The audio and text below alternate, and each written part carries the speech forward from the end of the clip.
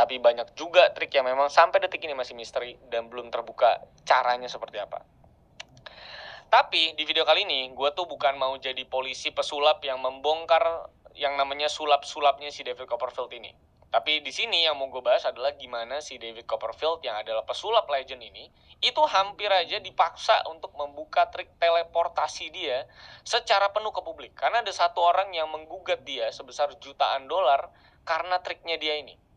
Nah, jadi gimana kasusnya si David Copperfield ini sampai dia harus membuka triknya sambil yang namanya bersumpah di pengadilan? Langsung aja kita bahas, so let's begin the case, guys. I lost myself.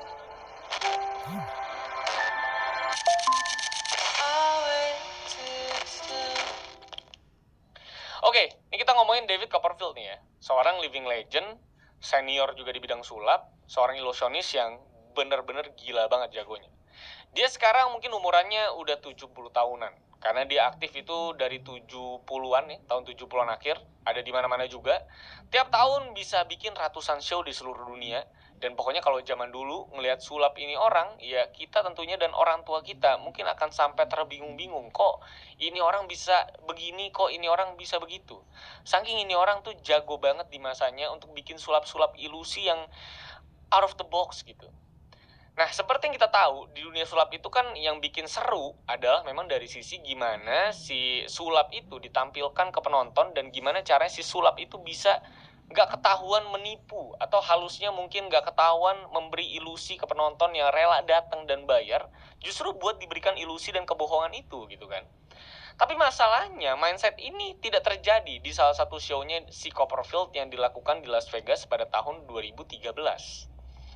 Jadi ceritanya di tanggal 12 November 2013, si Copperfield ini lagi melakukan pertunjukan sulap di MGM Grand Las Vegas. Tempat dimana dia tinggal juga sebenarnya. Nah, di acara tersebut, si David Copperfield ini melakukan satu trik sulap yang punya nama Lucky Number 13. Sebuah trik dimana si Copperfield ini minta 13 penonton buat bervolunteer ikutan menjalani triknya. Dan intinya, si Lucky Number 13 ini tuh nama trik untuk menghilangkan 13 penonton yang duduk di panggung. Dan setelah hilang dari panggung, mereka itu bakal muncul lagi di studio setelah beberapa saat. Nah, di tanggal 12 November 2013 itu, si Copperfield ini meminta 13 penonton sama seperti biasanya lah.